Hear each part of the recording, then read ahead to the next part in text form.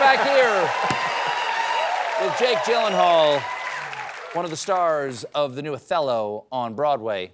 Shakespeare writes Othello 1600, something like that, prox. So 400 plus years later, what is it that the play says that's got people, clamoring? Obviously, everyone wants to see you and Denzel, but the play itself, what is it that's so compelling about that now? I think I had an art history teacher in high school who defined art in 3 different ways. There were 3 different types. There was historical, trans-historical, and meta-historical art. And historical, trans-historical, and meta-historical. And historical art is art that kind of lasts for, a few weeks, months, whatever, that we, enjoy, and it goes away, we don't really remember it. Then trans-historical art goes through decades, can last 20, 30 years. Meta-historical art is art that is present the moment it's made and continues to be present throughout time. And whenever you watch it, whenever you see it, it just holds a presence to it. And I think something about Bill Shakespeare figured out some stuff and figured out how to... Billy did that, didn't he? Billy did.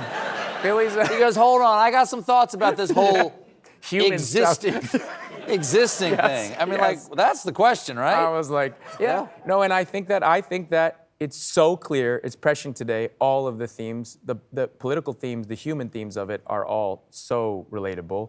But I just think when you hear them, you are there's no time when you listen to those words. What I love about Shakespeare characters, and you're absolutely right, I guess, about Iago, but I always thought they all want to be loved. Yes. They all want to be loved, which is a very human thing. What do we most want to be? Not alone. And people don't want to be cut out from the group and that sort of thing. And I think, it's funny, when you talk about a character, when I'm, the way an audience sees a character, and now me playing it, I'm in the middle of it, I can't walk out on stage every night and be like, oh, this guy's like a sociopath, this guy's the villain, right? Yeah. I think I look at it and I go, he has a lot of desires and things that are going on, things that he wants from, and really ultimately love from Othello. Do you think Iago's the hero of his own story?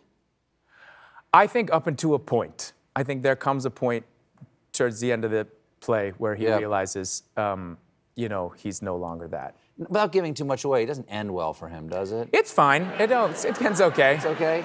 I mean, it actually ends worse for others. Yeah. I mean, in a way, but... Didn't they discover at the end that when he had done? What? Didn't they kind of discover when he did at the end? You do, but then everybody else does. Everybody else. So, I mean, it's a choice. Do you want to, or do you want to, you know what I mean? So, you got another film coming up, The Bride, directed and written by your sister Maggie. Yeah. What is? Maggie fan over there. Do you enjoy being direct? How's that being directed by your sister? What is like? How's that being a younger sibling? What's that question? I mean, great. It was. No. Bye. I thought you were done. Can I have you a hug? No, that's all right. No, please. It was great. No, absolutely not. Again.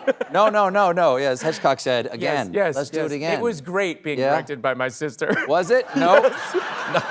Now I have to ask you another question. Now I have to ask you another question. Okay. Okay. There's a much anticipated, as nerve-wracking as it must be to prepare for Iago and to do that. How nervous are you about having to get back into this shape for the Roadhouse sequel? Right there.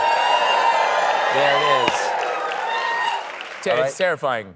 Really? Yeah, it's terrifying. Yeah? Is that just like you just eat every chicken that's left in America? Yeah. Oh, there aren't a lot left, man. There aren't a lot left. How are you going to get the protein? Just shrimp? Eat a lot of shrimp? Yeah. That's exactly what it is. Just shrimp? Yeah. When you say it like that, it makes it so unappetizing that I don't want to eat it. Maybe you want some shrimp? Maybe you want some shrimp? Okay. And it was great. No. Now, we talked about this before. I auditioned for the original Roadhouse back in the 80s. No, but Liev Schreiber's waiting to come on, so No. He would never look as good as you in this right there.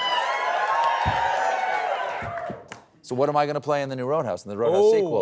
What are you going to play? You want a baddie or a goodie? I don't think I'm going to get that kind of shape. So what if I'm the accountant for the Roadhouse?